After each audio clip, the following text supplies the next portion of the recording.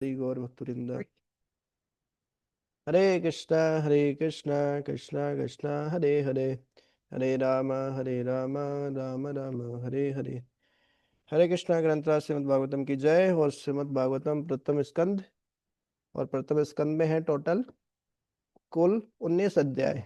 और 19 अध्याय में हम पहुंच गए हैं 13वें अध्याय में।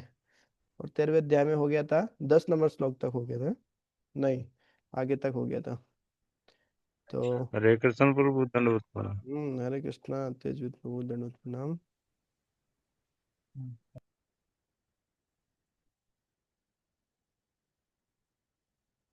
13वें अध्याय में हो गया था 21 नंबर 20 नंबर श्लोक तक हो गया था अपना।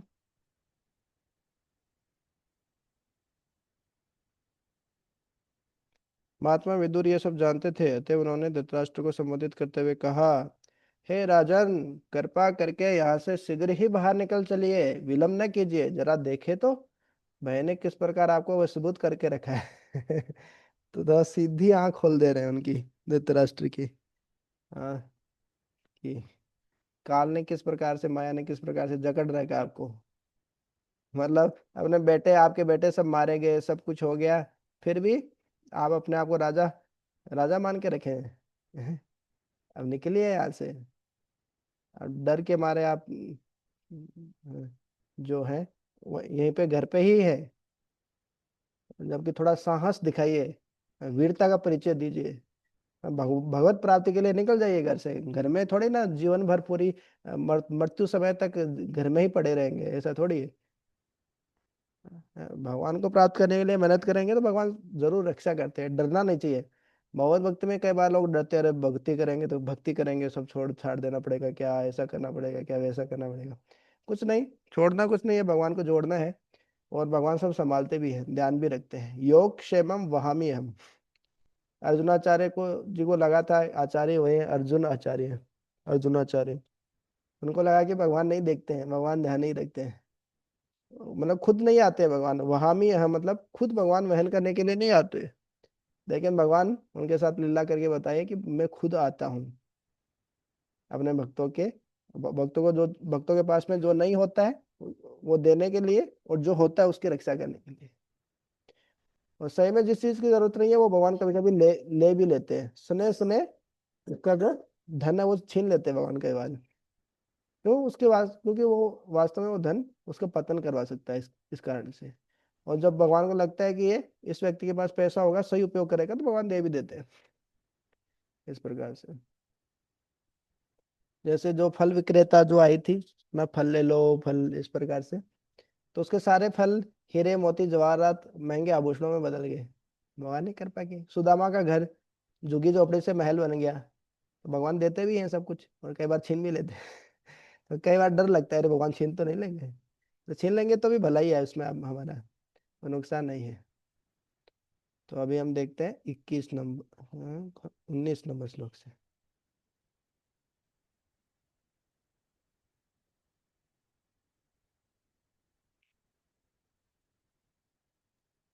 राठौड़ प्रभु जी हैं क्या? हरे कृष्णा प्रभु जी धन्यवाद। हाँ, ननद। प्रतिक्रिया न यस्येह कुतश्चित् कर्हिचित् प्रभो स एष भगवान काल सर्वेषां न समागतः। इस भौतिक संसार में कोई भी व्यक्ति इस भयावह स्थिति का निराकरण नहीं कर सकता। हे स्वामी, शाश्वत काल के रूप में पूर्ण पुरुषोत्तम भगवान हम सबों के पास आ पहुंचे हैं। हम्म। भगवान भगवत गीता में बोलते हैं, कालो अस्मि लोक क्षय कृत। हाँ, मैं ही काल हूँ, और काल के साथ हर चीज का क्षय हो जाता है, हर चीज का नष्ट हो जाती है। तो ये भयावह स्थिति है, समय है, ये काल है, बहुत खतरनाक है। खास तौर से जो भगवत भक्त नहीं है, भगवान के भक्त नहीं है, तो काल उनको निगल जा रहा है वास्तव में। वो बर्थडे बनाते हैं, हैप्पी बर्थडे टू यू। काय का हैप्पी बर्थडे, एक साल जीवन का निकल गया, मनुष्य जीवन का, जिसका उपयोग भगवान से जोड़ने के लिए हम कर सकते थे, वो ऐसे ही गवा दिया हमने। हम्म। तो इस प्रकार से जो भगवत भक्त नहीं है, उनको वास्तव में बर्थडे नहीं बनाना चाहिए, जो भगवान के भक्त हैं, उनको बनाना चाहिए बर्थडे। हाँ, कि देखिए मनुष्य जीवन मिला और उसमें भगवान के भक्त बने बने हम, तो ये जीवन सार्थक हुआ। हाँ, इसलिए बोल सकते हैं हैप्पी बर्थडे। नहीं तो क्या ही फायदा है। पुनरपि जन्म पुनरपि मरणम, इस प्रकार से। तो भगवान काल के रूप में सबके पास में आते हैं, और जो भगवान के भक्त नहीं होते हैं उनको इस प्रकार से उनको विनाश कर देते हैं। बोलते हैं, वो लोग बोलते हैं भगवान नहीं है, भगवान है तो दिखाओ, भगवान कहाँ है? बोले मौत के रूप में आऊंगा मैं। भगवत गीता में बोल दिया भगवान। हाँ, तो अंतिम समय में भगवान सबके पास आप पहुंचते हैं इस प्रकार से। तो जो विदुर है वो अपने, यही है वास्तव में, यही है मित्रता, यही है सगे संबंधी। सगे संबंधी मित्र हमारे ऐसे होने चाहिए जो हमको बताए, चेताए हमको, भैया उम्र हो गई है, उम्र ऐसे निकले जा रही है, भगवान की भक्ति कीजिए। धृतराष्ट्र इतने आसक्त है, फिर भी उनको विदुर उनका भला चाहते हैं, इसका हम बोल रहे हैं कि भक्ति कीजिए, भगवान से जुड़िए आप।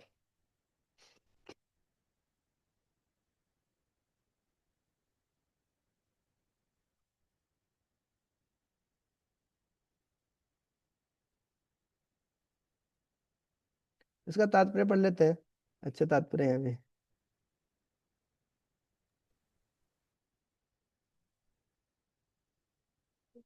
ऐसी कोई बेहतर शक्ति नहीं है जो मृत्यु के क्रूर पंजे को रोक सके। किसी को चाहे कितना ही शारीरिक कष्ट क्यों न होता हो, तब भी कोई मरना नहीं चाहता। आज की तथाकथित ज्ञान के वैज्ञानिक प्रगति के समय में भी न तो बुढ़ापे का कोई उपचार है, न मृत्यु का। वृद्धावस्था क्रूर काल द्वारा दी गई मृत्यु के आगमन की सूचना है, और कोई भी शाश्वत काल के बुलावे को या परम निर्णय को स्वीकार करने से इनकार नहीं कर सकता है।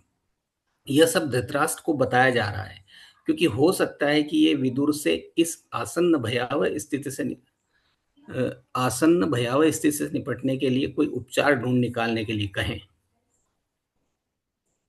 जैसा कि वे इसके पूर्व कई बार कह चुके थे। किंतु आज्ञा देने के पूर्व विदुर ने धृतराष्ट्र को सूचित किया कि इस जगत में इसका किसी के पास या किसी साधन से कोई उपचार प्राप्त नहीं हो सकता, और चूंकि इस भौतिक जगत में ऐसी कोई वस्तु नहीं है, अतः मृत्यु भगवान से अभिन्न है, जैसा कि स्वयं भगवान ने भगवत गीता 10:34 में कहा है। इस भौतिक जगत में मृत्यु को न तो किसी के द्वारा, न ही किसी साधन से रोका जा सकता है। हिरण्यकशिपु अमर होना चाहता था, और उसने उग्र तपस्या की थी, जिससे सारा संसार थरथरा रहा था, और ब्रह्मा स्वयं उसे ऐसी उग्र तपस्या से विरत कराने के लिए उसके पास गए थे। हिरण्यकशिपु ने ब्रह्मा से वर मांगा कि वह अमर हो जाए, किंतु ब्रह्मा ने कहा कि वे स्वयं सर्वोच्च लोक में रहकर भी मृत्यु के अधीन है, अतः वे उसे अमरत्व का वरदान कैसे दे सकते हैं। अतः इस ब्रह्मांड के सर्वोच्च लोक में भी मृत्यु है। फिर अन्य लोकों के विषय में तो कहना ही क्या, जो गुणता में ब्रह्मा के आवास के ग्रह ब्रह्मलोक से कहीं निम्न कोटि के हैं, जहां कहीं भी सनातन काल का प्रभाव है, वहीं वहीं जन्म, रोग, बुढ़ापा तथा मृत्यु इन कष्टों की श्रृंखला का अस्तित्व है, और ये सारे अपराजेय हैं। हरे कृष्ण। हरे कृष्ण। तो भगवान भगवत गीता में बोले 10वें अध्याय के 34वें श्लोक में क्या बोले? मृत्यु सर्व हरस्य हम, कि देखिए आप मेरे को माने न माने, हाँ, लेकिन मैं मृत्यु के रूप में आऊंगा, आपका सब कुछ हर लूंगा। जो आप सोच रहे हैं ना कि ये मेरा है, ये बच्चे मेरे, ये पति मेरे, ये पत्नी मेरी, ये माँ बाप मेरे, ये सगे संबंधी मेरे हैं, ये जमीन जायदाद मेरी है, सब कुछ हर लूंगा मैं। एक सेकंड के अंदर जो ये सब कुछ तुम्हारा था वो तुम्हारा नहीं रहेगा। मृत्यु सर्व हरस्य हम, मृत्यु के रूप में आता हूँ मैं और सब कुछ हर लेता हूँ मैं। तो भगवान ये मृत्यु के रूप में आते हैं। बोले भगवान का दर्शन करना तो चलो, मौत के रूप में तो सबको दर्शन देंगे ही भगवान, भगवान से अभिन्न है, भगवान से अलग नहीं है मौत। लेकिन भगवत भक्तों के लिए बहुत सुखदाई होती है मौत, भगवान के धाम जाते हैं। लेकिन जो भगवत भक्त नहीं है उनके लिए बहुत ही कष्टदायी होती है। और भौतिक जगत है, हर किसी को मरना है, कट्टू सत्य है। यहाँ तक कि हिरण्यकश्यपु भी बोल रहे कि मेरे को अमर बना दो ब्रह्मा जी से, कठोर तपस्या करके। महाअवतार मूवी में कितना अच्छे से दिखाया कैसे कठोर तपस्या करता है। तो भी अमर नहीं हो पाए। ब्रह्मा जी बोले मैं खुद ही अमर नहीं हूँ, तुमको कैसे अमर बनाऊँ ना? तो ब्रह्मा जी तक भी अमर नहीं है, लेकिन भगवान के भक्त होते हैं, उनका कभी विनाश नहीं होता। कौनते हैं प्रति जाना ही न मैं भक्त अपने से थी। जैसे वो मृत्यु आती है तो भगवान आते हैं उनको लेने के लिए, और वो भगवत धाम चले जाते हैं, फिर कभी उनका जन्म नहीं होता, मरण नहीं होता, इस प्रकार से।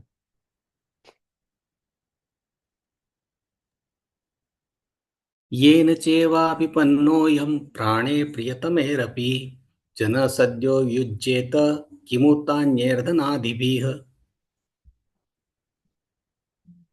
जो भी सर्वोपरि काल शाश्वत समय के प्रभाव में है, उसे अपना सबसे प्रिय जीवन काल को अर्पित करना पड़ता है।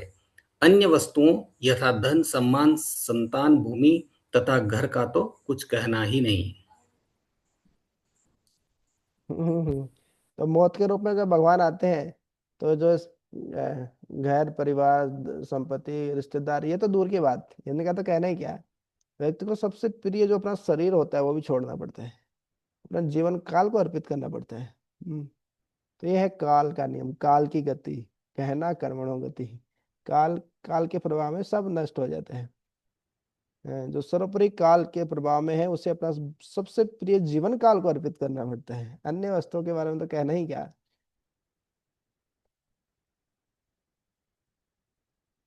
तात्पर्य पढ़ लेते हैं मुझे इसका भी। एक महान भारतीय वैज्ञानिक जो आयोजन करने के कार्य में व्यस्त रहता था, जब योजना आयोग की एक अत्यंत महत्वपूर्ण बैठक में भाग लेने जा रहा था, तो सहसा उसे अजय काल का बुलावा आ गया और उसे अपना जीवन, पत्नी, बच्चे, घर, भूमि, धन इत्यादि सब कुछ त्यागना पड़ा। भारत में राजनीतिक उथल पुथल तथा पाकिस्तान एवं हिंदुस्तान में इसके विभाजन के समय अनेक धनी तथा प्रभावशाली भारतीयों को काल के वश में आकर अपना जीवन, संपत्ति तथा सम्मान सभी कुछ समर्पित कर देना पड़ा। सारे विश्व में, सारे ब्रह्मांड में इस तरह के सैकड़ों हजारों उदाहरण भरे पड़े हैं, जो सारे काल के प्रभाव के कारण है। अतएव अतएव निष्कर्ष यह निकला कि ब्रह्मांड में कोई भी ऐसा शक्तिशाली जीव नहीं है जो काल के प्रभाव को जीत सके। अनेक कवियों ने काल के प्रभाव के विषय में विलाप करते हुए कविताएं लिखी है। काल के प्रभाव से ही ब्रह्मांडों में अनेक विनाश की घटनाएं होती रही है, और भी उन्हें किसी साधन से रोक नहीं पाया। यहाँ तक कि हमारे हर रोज के जीवन में ऐसी अनेक बातें घटती रहती है जिनमें हमारा वश नहीं चलता और हमें उन्हें सहना पड़ता है। उनका कोई निवारक उपाय नहीं होता। यही काल का परिणाम है। हरे कृष्ण, तो कितनी अच्छी बात बताई। तांस तितिक्स्व भारत। अर्जुन बोले कि, भगवान बोले कि आप वो तो शरीर नहीं है ये सब आपके सगे संबंधी, तो ये तो आत्मा है, आत्मा का न जन्म होता है न मरण होता है, क्यों आप डर रहे हो। बोले ठीक है, लेकिन फिर भी हम उनके शरीर से आ सकते हैं। बोले शरीर से आ सकते हैं तो फिर तो आपको उसको सहना ही पड़ेगा। कुछ चीजें हैं, कोई समाधान नहीं है। तांस तितिक्स्व भारत। मात्रा स्पर्शास्तु कौन्तेय शीतोष्ण सुख दुखदा आगम अपायनो अनित्य। तांस तितिक्स्व भारत है, वो आगम अपायनो, आएंगे और चले जाएंगे, सुख भी आएगा चला जाएगा, दुख भी आएगा चला जाएगा। तांस तितिक्स्व भारत, उनको सहन ही करना है। तो बहुत सारे हमारे हर रोज के जीवन में बहुत सारी ऐसी चीजें होती है जिन पे हमारा वश नहीं है, कंट्रोल नहीं है। हर चीज हम कंट्रोल नहीं कर सकते हैं। हम हमारे शरीर को कंट्रोल नहीं कर पाते, देव देवता कंट्रोल कर रहे हैं। हाँ, हम कुछ आयुर्वेद का नियम, योगाभ्यास, खाने पीने पर ध्यान, ये सब चीजें कर सकते हैं, देख सकते हैं, लेकिन फिर भी पूर्ण नियंत्रण हमारा नहीं है हमारे शरीर पे। तो हम, तो कुछ चीजें होती है उनको हमको सहन ही करना पड़ता है। इस प्रकार से कोई उनका निवारक उपाय नहीं होता, यही काल का परिणाम है।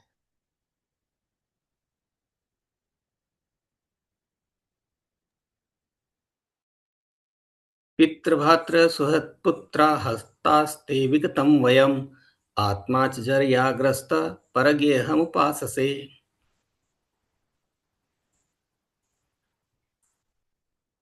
आपके पिता, भाई, शुभचिंतक तथा पुत्र सभी मर चुके हैं और दूर चले गए हैं। आपने स्वयं भी अपने जीवन का अधिकांश समय व्यतीत कर लिया है। अब आपके शरीर को बुढ़ापे ने आ दबोचा है और आप पराये घर में पड़े हुए हैं। तो जो विदुर जी हैं वो धृतराष्ट्र को बता रहे हैं, भैया आपके पिता, भाई, शुभचिंतक, पुत्र सभी तो मर चुके हैं, दूर चले गए हैं वो। अब आपका स्वयं भी अधिकांश समय व्यतीत हो गया, बूढ़े हो गए हैं आप। अब मृत्यु, बुढ़ापे ने आ दबोचा है आपको, और आप पराये घर में पड़े हुए हैं, दूसरे के घर में पड़े हुए हैं अभी भी, है ना। हम भी वैसे पराए घर में हैं, फॉरेन कंट्री में, भगवान का धाम हमारा असली घर है।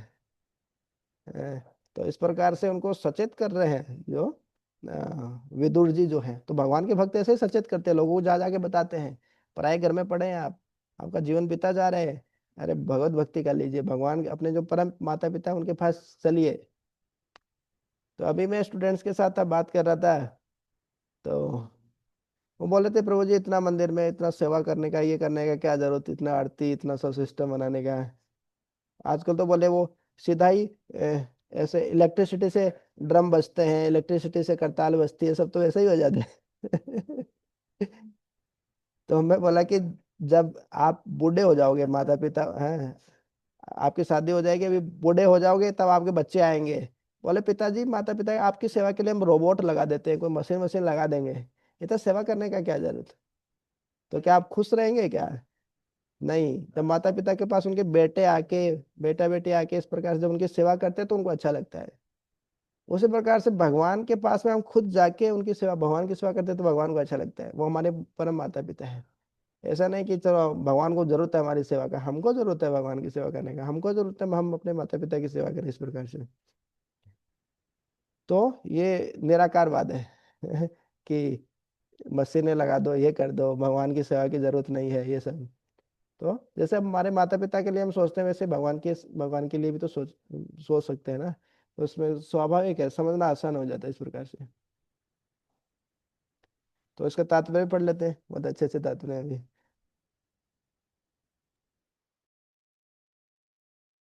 राजा धृतराष्ट्र को क्रूर काल द्वारा वशीभूत उनकी गंभीर दशा का स्मरण कराया जा रहा है। उन्हें अपने विगत अनुभव के कारण उन्हें अधिक बुद्धिमान हो जाना चाहिए था कि उनके जीवन में क्या घटित होने जा रहा है।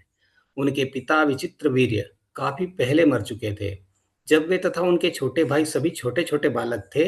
यह तो भीष्मदेव की देखरेख तथा सहृदयता का परिणाम था कि वे सभी अच्छी तरह पल सके। फिर उनके भाई पांडु भी चल बसे।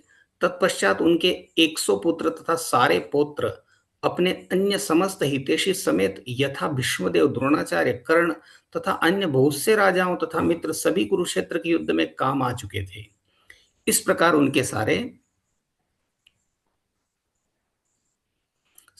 उनके इस प्रकार उनके सारे जन तथा उनका सारा धन नष्ट हो चुका था और अब वे अपने भतीजे की कृपा पर जीवित थे, जिसे उन्होंने सभी प्रकार की मुसीबतों में डाला था। इन सारी विफलताओं के बावजूद वे सोच रहे थे कि वे अपना जीवन दीर्घकाल तक ऐसे ही चलाते रहेंगे। धृतराष्ट्र को विदुर यह बता देना चाहते थे कि हर एक को अपने कर्म तथा भगवत कृपा द्वारा अपनी रक्षा करनी होती है। मनुष्य को श्रद्धापूर्वक अपना कर्म करना चाहिए, फल तो परमेश्वर पर आश्रित है। जो व्यक्ति परमेश्वर द्वारा रक्षित नहीं है, उसकी रक्षा न कोई मित्र, न संतानें, न पिता, न भाई, न राज्य या अन्य कोई कर सकता है। अतः मनुष्य को भगवान के संरक्षण की खोज करनी चाहिए, क्योंकि ये मनुष्य जीवन इसी खोज के लिए मिला है। उन्हें उनकी गंभीर स्थिति की जानकारी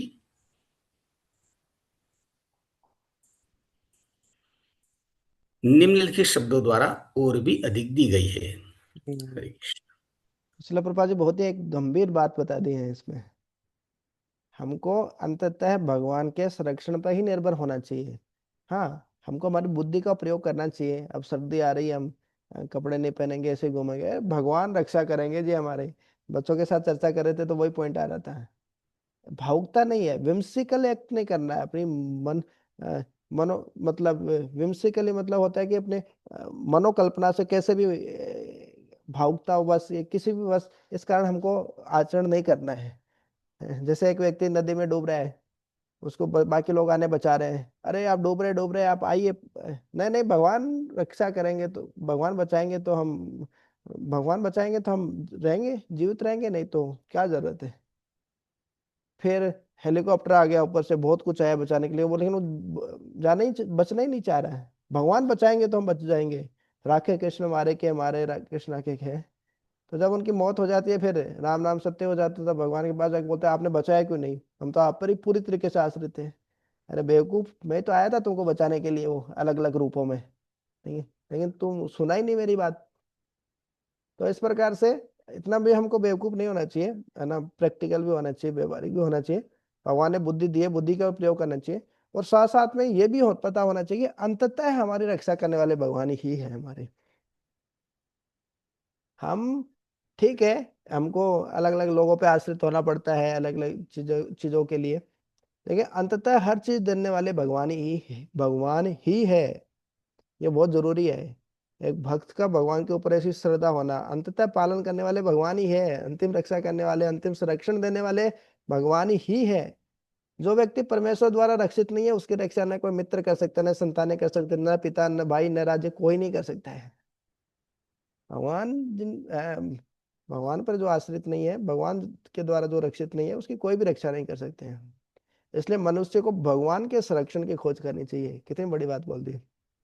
तो ये बात विदुर है वो धृतराष्ट्र को बता रहे हैं।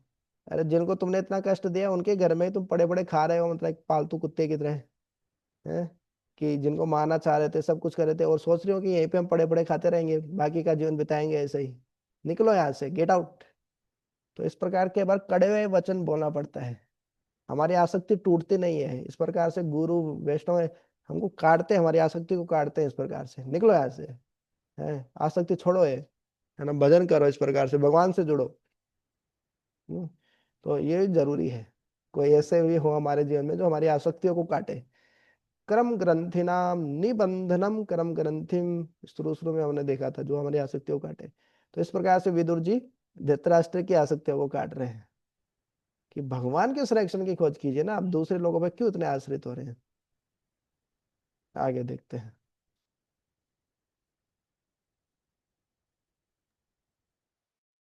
अंधपुरेव वधिरो मंदप्रज्ञाश्च साम्प्रतम्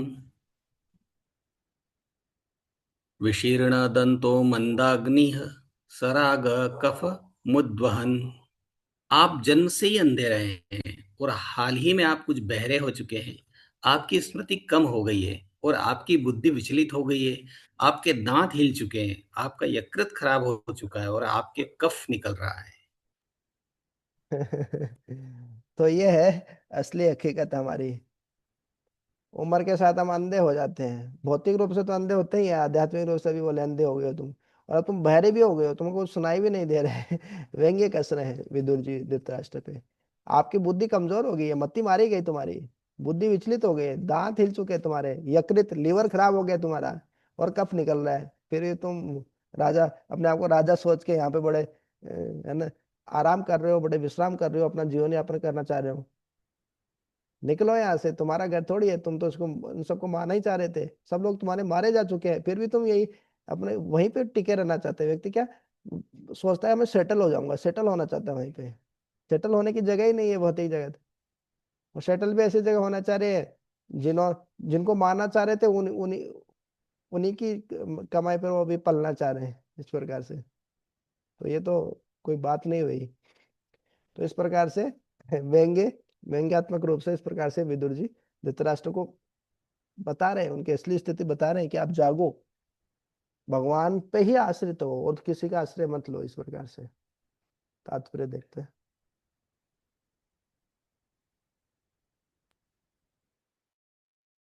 वृद्धावस्था के सारे लक्षण धृतराष्ट्र में पहले ही प्रकट हो चुके थे और उन सबों को एक एक करके बतलाकर उन्हें आगाह किया जा रहा है कि उनकी मृत्यु अत्यंत निकट है। तो भी वे भविष्य के प्रति मूर्ख की तरह लापरवाह थे। धृतराष्ट्र के शरीर में इंगित किए गए सारे लक्षण अक्षय के थे, अर्थात मृत्यु के अंतिम आघात के पूर्व शरीर के क्षय होने के लक्षण थे।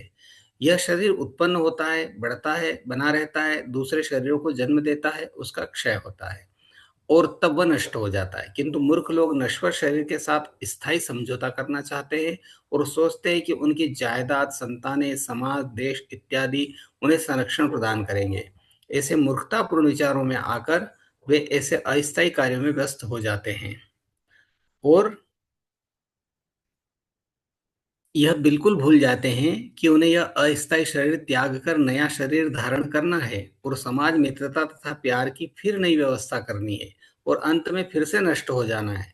वे अपना स्थायी स्वरूप भूल जाते हैं और अपने मूल कर्तव्यों को भूलकर अस्थायी कार्यों में सक्रिय हो जाते हैं। विदुर जैसे साधु संत ऐसे लोगों को वास्तविक स्थिति के प्रति सचेत करने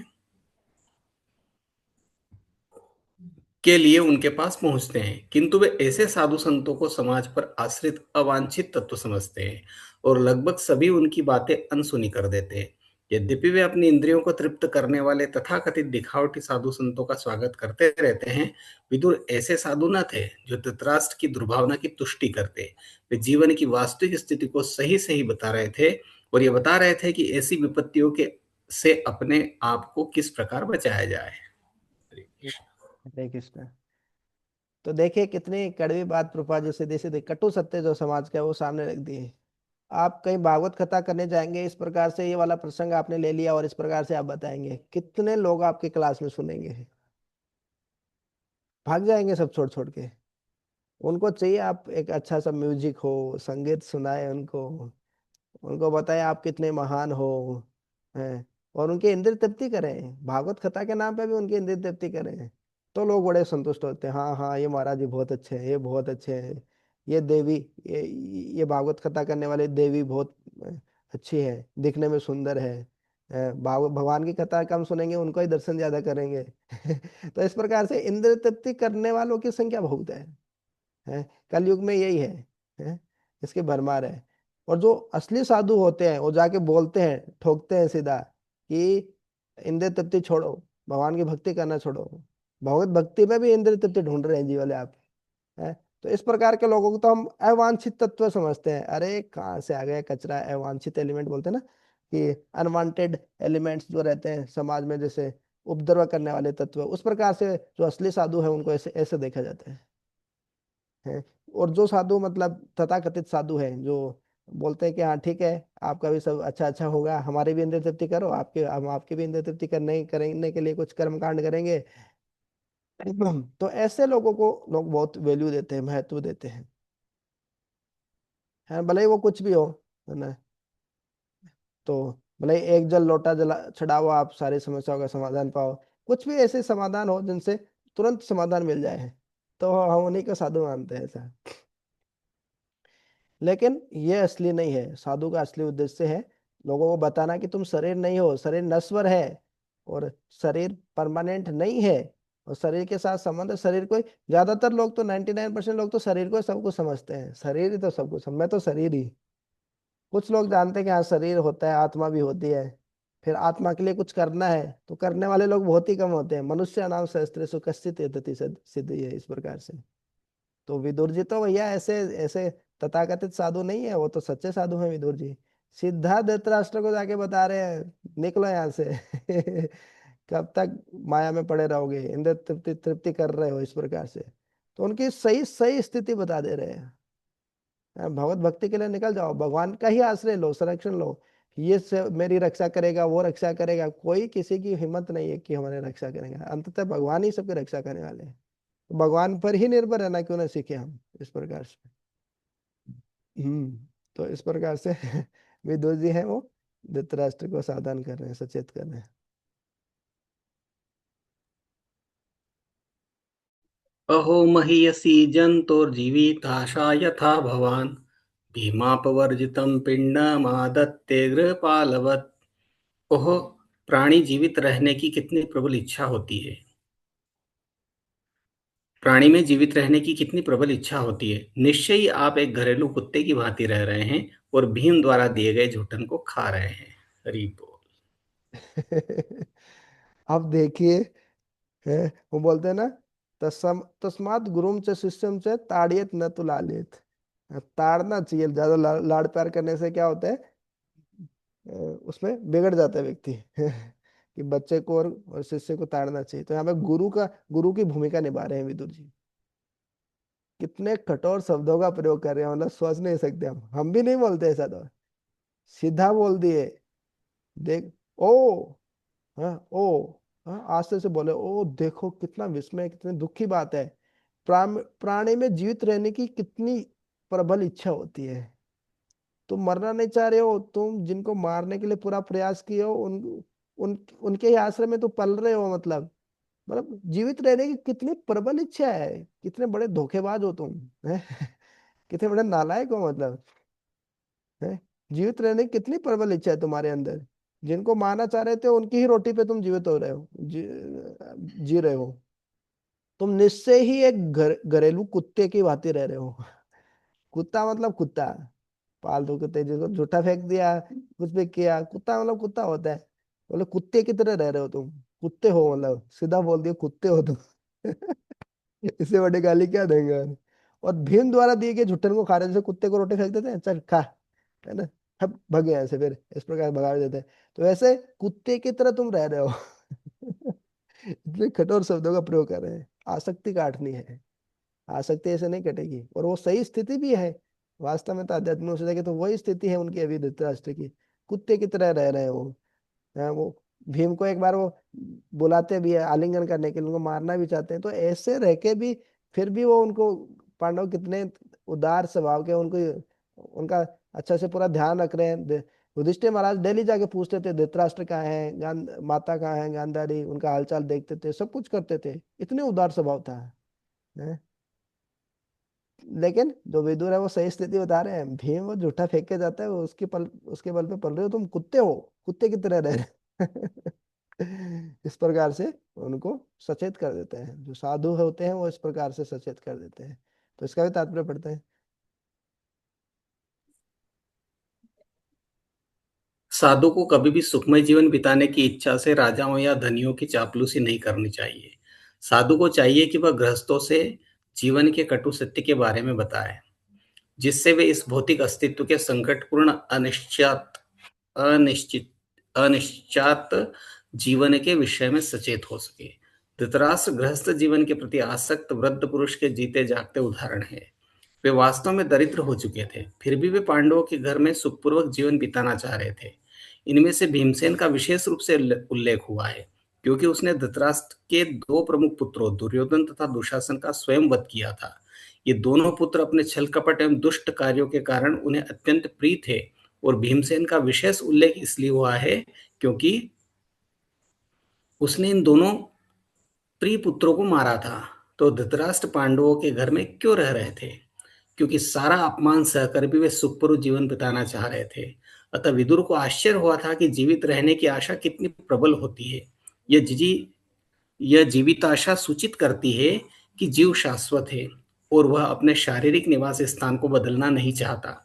मूर्ख व्यक्ति यह नहीं जानता कि उसे यह शरीर सीमित अवधि के लिए बंदी के रूप में बिताने के लिए मिला है, और मनुष्य शरीर तो अनेकानेक जन्मांतरों के बाद मिलता है, जो भगवत धाम वापस जाने के लिए आत्म साक्षात्कार का सुअवसर होता है। लेकिन धृतराष्ट्र जैसे व्यक्ति लाभ सहित जीवन सुखी रहकर जीवित रहने की योजनाएं बनाते हैं, क्योंकि उन्हें असली रूप में ज्ञान नहीं होता। धृतराष्ट्र अंधे थे और किस जीवन की समस्त विषमताओं के बीच वे सुखपूर्वक जीवित रहने की आशा लगाए हुए थे। विदुर जैसे साधु ऐसे अंधे व्यक्तियों को सावधान करने के लिए तथा शाश्वत जीवन बिताने के लिए भगवत धाम जाने में सहायता करने के लिए होते हैं। एक बार वहां जाकर कोई इस दुखमय संसार में वापस नहीं आना चाहता। अतः हम सोच सकते हैं कि महात्मा विदुर जैसे साधु पुरुषों को कितना उत्तरदायित्वपूर्ण कार्य करने के लिए सौंपा जाता है। हरे कृष्ण। हरे कृष्ण। तो बहुत ही महत्वपूर्ण प्रसंग है। हाँ, कि चापलूसी नहीं करनी चाहिए, साधु मतलब साधु। हाँ, इसका मतलब ये भी नहीं कि एकदम बहुत ही ज्यादा एकदम बिना बेहोशी का इंजेक्शन लगाए एकदम पोस्टमार्टम कर दे, है ना, वो भी नहीं करना चाहिए, वो भी सहन नहीं कर पाते हैं ज्यादातर लोग। लेकिन इसका मतलब ये भी नहीं कि मतलब ऑपरेशन ही नहीं करें। अब कोई ऐसी भयंकर बीमारी होगी कि ऑपरेशन के बिना सही नहीं हो सकती, तो ऑपरेशन ही नहीं करें, ऐसा भी नहीं, ऑपरेशन भी करना है, थोड़ा एनेस्थेसिया भी देना है, बेहोश भी करना है, ताकि बहुत ज्यादा दर्द भी नहीं हो। लेकिन वो कटु सत्य है, वो बताना भी है। तो बहुत ज्यादा धनी जो लोग होते हैं, या इस प्रकार से जो लोग होते हैं, राजा लोग होते हैं, तो साधु लोग मतलब चापलूसी करते हैं, चलो ठीक है, डोनेशन मिल जाएगा, हम दान दक्षिणा मिल जाएगी। अरे क्या दान दक्षिणा के लिए थोड़ी थोड़ी ना आप साधु जीवन अपनाए हो, हैं, लोगों से दान लेने के लिए थोड़ी साधु बने हो, हैं, तो जो कटु सत्य है, जो भगवत सत्य है, उसको बताने के लिए आप साधु जीवन अपनाए हैं ना। तो इस प्रकार से विदुर जी हैं, वो धृतराष्ट्र को बता रहे हैं पूरी हकीकत। उन चापलूसी नहीं करना चाहिए, उनके चाटुकारिता। और खुद थोड़ा सुखी जीवन मिल जाए, उनसे कुछ हमको कंफर्ट मिल जाएगा, जीवन जीने की कुछ सुख सुविधाएं मिल जाएंगी कुछ अमीर लोगों से, तो उनके चाटुकारिता करते रहे हम साधु बन के, इसलिए साधु जीवन नहीं है। साधु को चाहिए कि वह गृहस्थों के जीवन के कटु सत्य के बारे में बताए, जिससे वह अस्तित्व के संकटपूर्ण अनिश्चितता विषय के बारे में सचेत हो सके। और धृतराष्ट्र उसके जीते जागते उदाहरण है।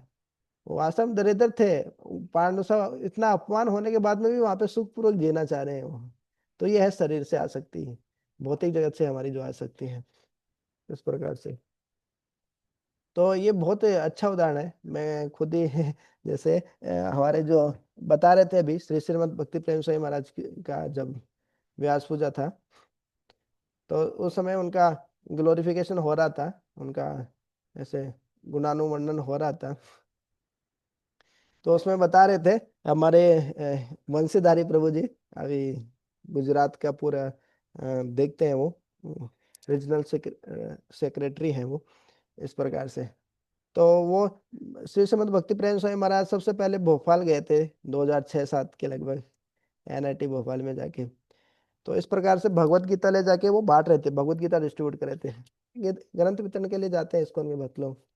तो इस प्रकार से जाके भगवत गीता, हमारा एनआईटी भोपाल जहाँ से मैंने पढ़ाई किया, वो काफी पहाड़ी के ऊपर है, ऐसे पहाड़ के ऊपर है।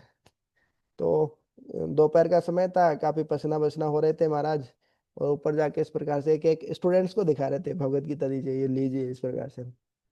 कोई नहीं ले रहा था। तो हमारे कॉलेज के जो थे उस समय 3-4 लोग थे, उनको बड़ी दया आई। अरे ये साधु बेचारे कैसे घूम रहे हैं, इनका कोई किताब ही नहीं ले रहा, कोई देख भी नहीं रहा, इनको बिल्कुल भाव ही नहीं दे रहे। तो उनको थोड़ी सी कृपा आई, इस प्रकार से बोले कि आप आइए। हाँ। बोले आप इतना क्यों प्रयास कर रहे हैं, आप कोई देख भी नहीं रहा, इतना रह भी नहीं। तो महाराज महाराज ने एक बात उनको बोली, उनको छू गई वो, कि देखिए ये भगवत गीता है, कोई ले या नहीं ले, कोई पढ़े या नहीं पढ़े, कोई इसको देखने मात्र से उसका जीवन बदल जाएगा, देखने से ही उसका जीवन बदल जाएगा। और वो जो 4 लोग थे ना, वो चारों का जीवन बदल गया। में आज से एक आपके कृष्ण। तो एक तो हमारे उज्जैन मंदिर के प्रेसिडेंट है वैजेंद्र कृष्ण प्रभु। एक हमारा अल्टर डिपार्टमेंट, पूरे ऑल ओवर वर्ल्ड में, पूरी दुनिया में अल्टर जाते हैं, बड़े बड़े मूर्ति अल्टर पूरे दुनिया में जाते हैं, अभय चंद प्रभु। एक वंशीधारी प्रभु। तो ये लोग बोले थे कि क्या होगा ऐसे तुम्हारी भगवत गीता बांटने से ऐसे। बोले देखने से जीवन बदल जाएगा, ये वो किताब है। तो इतनी महाराज की इतनी श्रद्धा थी। फिर उन्होंने, महाराज ने उनको कुछ बताया भी था, कुछ बताया, लेकिन बंगाली लहजा था तो इतना समझ नहीं पाए वो। लेकिन उनको ये बात समझ में आ गई, ये व्यक्ति, ये आदमी बहुत अच्छा है। कुछ भी कहो, ये आदमी बहुत अच्छा है। तो धीरे धीरे उनकी आसक्ति बढ़ती गई, बढ़ती गई, इस प्रकार से। तो इस प्रकार से वो नौकरी वोकरी कर रहे थे, जॉब वगैरह कर रहे थे, रिलायंस वगैरह में किया, इस प्रकार से कर रहे थे। तब महाराज उनके पास जाते थे, उनकी महाराज को बताया कि महाराज माला भी नहीं हो रही है, इस प्रकार से हो रहा है, हम रात रात भर माला कर रहे हैं।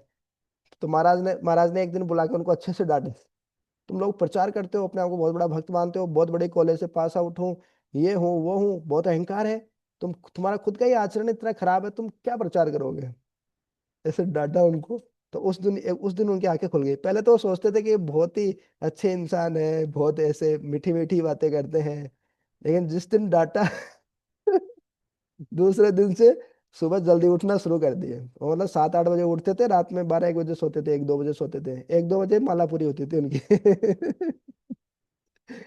तो अगले दिन उनका जीवनचर्या है वो बदल गई उनकी, डेली का शेड्यूल है वो बदल गया। उसके बाद में कुछ साल तक जॉब करते करते महाराज बोले कि क्या करना है आप लोगों को, गृहस्थ बनना है कि ब्रह्मचारी बनना है, क्या करना है बताओ। तो वो टाल रहे थे इस बात को। हाँ देख लेंगे क्या है, गृहस्थ बन जाएंगे, ब्रह्मचारी बन जाएंगे। महाराज बोले उम्र हो गई आपकी, अभी जो भी करना है फिक्स करो, या तो इधर जाना है नहीं उधर जाना है। तो तो वो कुछ कर नहीं रहे थे। तो महाराज ने एक दिन कॉल करके बोला कि मैंने तुम्हारे लिए एक बहुत अच्छी लड़की देख ली है। भक्त है वो भी, तुम्हारी शादी कर देंगे, तो मैं सोच रहा हूँ कि तुम शादी कर लो इस प्रकार से। तो उसी दिन रात में नींद उड़ गई। वो बोले कि क्या करना है तो, अब तो एक ही रात का समय है, क्या करना है बताना है। तो दूसरे दिन महाराज को कॉल करके बोलते महाराज शादी नहीं करनी। ब्रह्मचारी जीवन बिताना है। तो इस प्रकार से कई कई बार एकदम कठोर हो जाते हैं गुरु वाले। ओ क्यों, हमारा लक्ष्य फिक्स करने के लिए हम भक्ति में ऐसे टलमल रहते हैं, टलमल इस प्रकार से। तो कठोर बोलते हैं कई बार साधु संत इस प्रकार से। वहाँ हमारा अहंकार जो रहता है, हम बहुत सुंदर हैं, बहुत बड़ी कॉलेज से पास आउट हैं, बहुत पढ़े लिखे हैं, बहुत अमीर हैं, बहुत बड़े भक्त हैं हम, इस प्रकार से जो घमंड रहते हैं सब चकनाचूर कर देते हैं हमारा। तो जैसे इस यहाँ पे जो विदुर है, वो धृतराष्ट्र को बता रहे हैं, कितना कठोर बोल रहे हैं कि पालतू कुत्ते की तरह रह रहे हो, तुम कुत्ते हो बोले। भीम तुमको झूठा इस प्रकार से फेंक के चला जाता है, फिर भी तुम रह रहे हो। देखो जीवन जीवित रहने की आशा कितनी प्रबल है, ओह कितने दुखी बात है। इस प्रकार से तीखे बाणों से, तीखे व्यंग्यों से सीधा तीखे व्यंग्य कस रहे हैं सीधा विदुर जी। क्यों? विदुर प्रामाणिक साधु हैं, वो कोई ऐसे चापलूसी करने वाले, चाटुकारिता करने वाले साधु नहीं है इस प्रकार से। तो एक और श्लोक पढ़ लेते हैं, उसके बाद खत्म करते हैं। अच्छा 9 बजने वाली है, 9 बजे से दूसरी भी क्लास होगी ना, तो यहीं समाप्त करते हैं। 24 नंबर श्लोक से अपन कल देखेंगे। ठीक है, तो ये समाप्त करते हैं। ग्रंथराज श्रीमद् भागवतम की जय, श्रील प्रभुपाद की जय।